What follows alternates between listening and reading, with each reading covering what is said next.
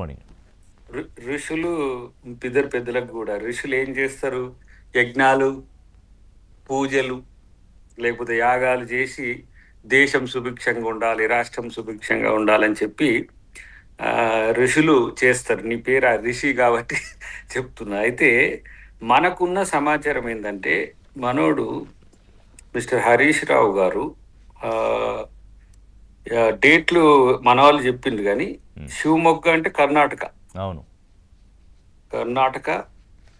ఇంకొకటి ఏంటిది? తిరుచి. జయ అఘోర కాళీ టెంపుల్, తిరుచి. ఇవి రెండు ఆధ్యాత్మిక కేంద్రాలు, శివమొగ్గ అయినా అదైనా. దేవాలయాలకు పోతే క్షుద్ర పూజలు చేసిందని ఏంది అని చెప్పి మనోడు లీగల్ నోటీసులు పంపించిండు.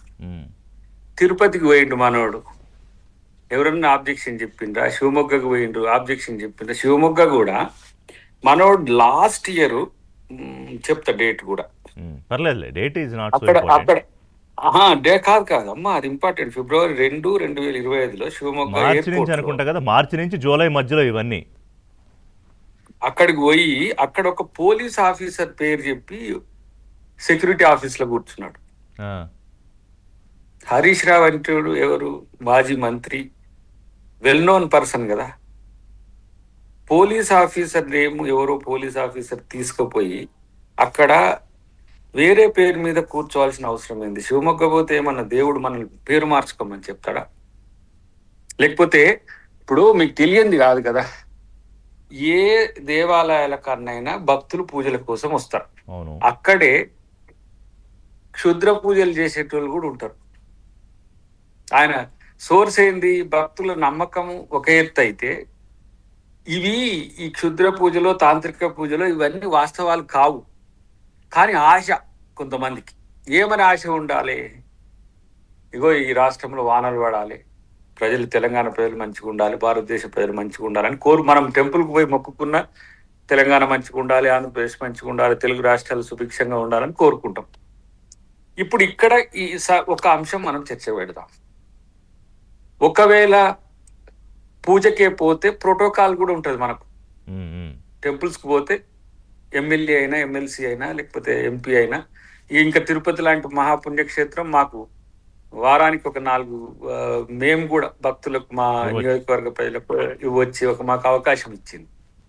ఈ 2 ప్రాంతాలకు సీక్రెట్ గా మనోడు ఎందుకు పోయిండు? సీక్రెట్ ఎందుకు? ఓపెన్ గా పోవచ్చు కదా. రెండోది, పేరు మార్చి.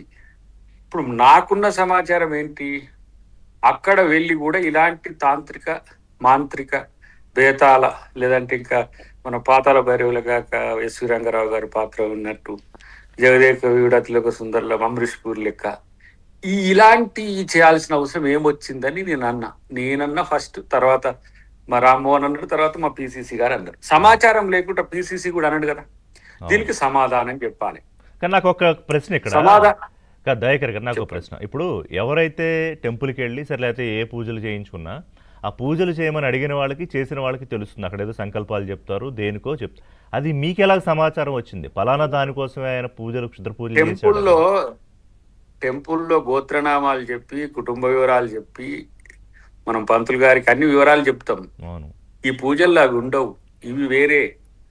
తేడా క్షుద్ర పూజలకు, తాంత్రిక పూజలకు, దేవాలయ పూజలకు ముడిపెట్టి చూడడం అనేది కొంతమంది పనికిరాని సన్నాసిగాలు చేస్తా ఉన్నారు. చూస్తున్నా నేను సోషల్ మీడియాలో. కొంతమంది మీడియా సంస్థలు కూడా, వాటి పేరు కూడా చూసిన నేను.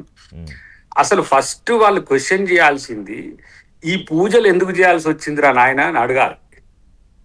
ఈల్డింగ్ కొరకో, అప్పీజ్మెంట్ కొరకో, వీళ్ళు కాంగ్రెస్ పార్టీ నాయకులు క్షుద్ర పూజలు చేసిందంటే, చేసినోడికి సిగ్గుండాలి కదా. చేసినోడు చెప్పాలి కదా సమాధానము. చెయ్యలేదు నేను, ఇగో ఈ అమ్మవారిని, ఇది అఘోరకాళి అమ్మవారిని నేను ఇది కోరుకున్నా, నా వ్యక్తిగత అంశాలు చెప్ప, గోప్యంగా ఉంచిన అంశాన్ని కదా మేము బయట పెడితే నీకు ఉలిక్కి పడేది, భయపడేది. లీగల్ నోటీస్ ఎప్పుడు ఇస్తారు? ఒక వ్యక్తి ఆరోపణకు ప్రత్యారోపణ చేయడం వల్ల వచ్చే ఫలితంతోని లీగల్ నోటీస్ వైబుల్ అవుతుంది. మేము చేసిన ఆరోపణ వాస్తవమా, ఆధారాలు లేకుండా మేము చేసినామా అనే అంశాన్ని హరీష్ రావు మాట్లాడాలి. ఆధారాలు అంటే ఏం చూపిస్తారు మీరు? ఆధారాలు నిజంగానే ఒకవేళ అడిగారు, ఆయన ఏం చూపిస్తారు ఆధారాలు? నేనేమంటున్నా, ఇప్పుడు మీరు తిరుపతికి పోయింది కదా మొన్న కుటుంబ సమేతంగా, ఎవరన్నా తిరుపతికి ఎందుకు పోయినారు హరీష్ రావు గారు అని అన్నారా? అడగలేదు. అడగరు ఎవరు. ఇక్కడ సీక్రెసీ మెయింటైన్ చేసిన ఉద్దేశమే అది అనేది మనకున్న సమాచారం. కాబట్టి నేను పోలేదు, నేను చేయలేదు, కాంగ్రెస్ వాళ్ళు ఏమన్నా నా మీద బట్టగాల్సి మీద వేస్తుందా అని ఒక స్టేట్మెంట్ అయినా ఉంటది. నువ్వు మౌనంగా ఉండి లీగల్ నోటీసులు పంపినవంటేనే భుజాలు తడుపుకుంటున్నట్టు. మౌనం అర్ధాంగీకారం. లీగల్ గా నోటీస్ ఇస్తే మేము లీగల్ గా మా ప్రభుత్వాన్ని కూల్చడానికి కుట్రలు చేసినామని చెప్పేసి నేను రాజద్రోహ కోసి పెట్టలేనా? ఏం వాళ్ళకే తెలివి ఉందా? ఏంది కథ అంతా? నాటకాలన్నీ హరీష్ రావు పెట్టుకో. అంటే ఇప్పుడు ఇందులో ఆయన ఏమేమి అంటే ఎజెండాగా చేసి ఉండొచ్చు? ఒకటి కరువులో వర్షాలు రాకూడదు ఒకటి, అలాగే ప్రభుత్వం వ్యతిరేకం కూడా చేసి ఉన్నారనా? ప్రభుత్వ వ్యతిరేకంగా చెయ్యడానికి కాకుండా నేను ఇగో దీనికి పోయినా అని చెప్పడానికి నీకేమట? ఏమి నువ్వు రాజకీయాల్లో ప్రజా జీవితంలో ఉన్నావా, లేకపోతే ఇల్యూషన్ లో బతుకుతున్నావా? మీరు చేసిన విమర్శలు ముఖ్యమంత్రి మీద ఇష్టం వచ్చినట్టు మాట్లాడిన తీర్లు ఉన్నాయి కదా, వాటి మీద మేము లీగల్ నోటీసులు ఇవ్వలేకపోయినా చేతగాక దద్దమ్మలకి ఎందుకు ఇట్లా మారుతున్నారు మీరు? రాజకీయంగా మేమిచ్చిన సవాల్ను స్వీకరించలేని దుస్థితిలో, ఒక అయోమయ స్థితిలో ఎవడో పనికిరానోడు ఇచ్చిన ఒక సలహాతోని హరీష్ రావు తన క్రెడిబిలిటీని తగ్గించుకుంటున్నాడు. మాకు లీగల్ నోటీస్ పంపిస్తే బ్రదర్, ఉత్తగా మురళీ ముదిరాజ్ అనేటోడు గజ్వేల్ పిల్లగాడు చనిపోతే పరామర్శకు పోతే మా మీద 7 కేసులు క్రిమినల్ కేసులు పెట్టి మమ్మల్ని జైల్లో పెట్టినా కూడా మేము ఫీల్ కాలేదు. తెలంగాణ కోసము ఎట్లా కొట్లాడిన వాళ్ళ ఇంట్లో పడిన రోజు కూడా మేము కొట్లాడిన రోజులు ఉన్నాయి, వాళ్ళకి తెలుసు. ఏదో ఉడత ఊపులకు భయపడతారు అన్నట్టుగా లీగల్ నోటీసులు ఇచ్చేది క్షుద్ర పూజలు అనేవి వాస్తవాలు కావు. కానీ ఎందుకు చేసిండ్రు? వర్షాలు పడకుండా ఆగినాయా? లేకపోతే ప్రభుత్వ వ్యతిరేకత పెరుగుతుందా? అంటే ట్రోల్స్ చేసినట్టు, ప్రాపగండా చేసినట్టు, ఇట్లా దైవభక్తిని కూడా అవమానిస్తున్నది హరీష్ రావా ఎవరు ఇంకెవరు? లేదు, నేను చెయ్యలేదు, చెయ్యడానికి అవకాశం లేదు. ఇప్పుడు ఒకటి ఉంటది రిషి గారు, హరీష్ రావు గారి కోణం నుంచి వద్దాం.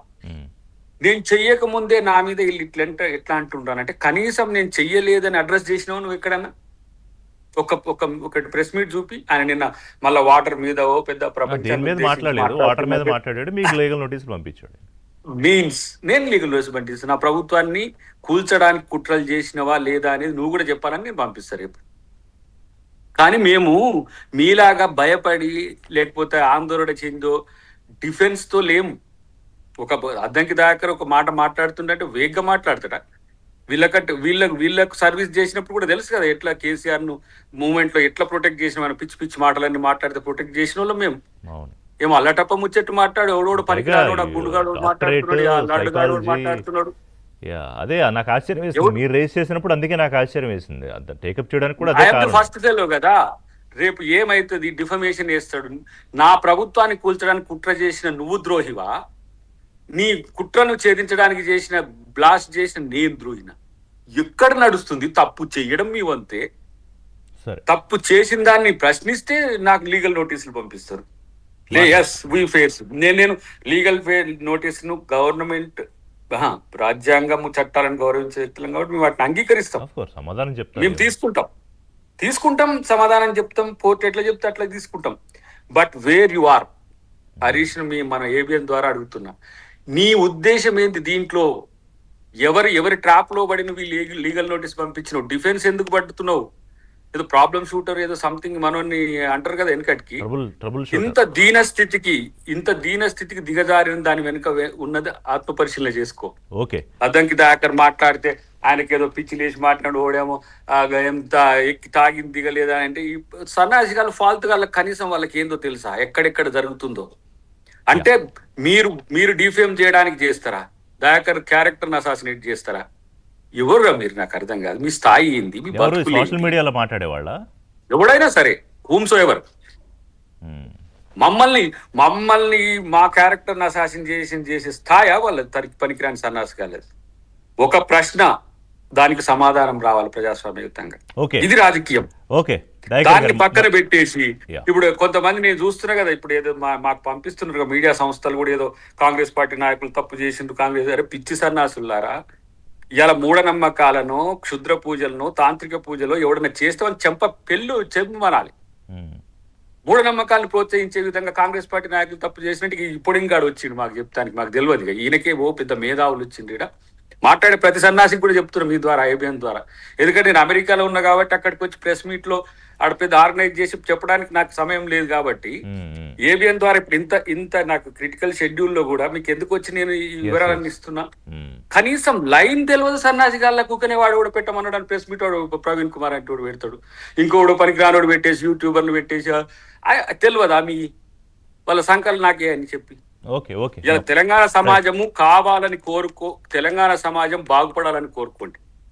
తెలంగాణ సమాజం ఇలా కాంగ్రెస్ పార్టీ మమ్మల్ని పట్టించుకుంటలేదు, లేకపోతే దేవుడా మాకు వర్షాలు అని చెప్పి కొట్లాడు, లేకపోతే ఇగో ఈ ప్రాజెక్టుల మీద కొట్లాడుతున్నారు దాంట్లో వాస్తవాలు అవాస్తవాలు ఏంటో ఒక డెమోక్రటిక్ చర్చ ఉండాలి. కానీ నిరంతరం మేము అఫెన్స్ తో ఉంటాం.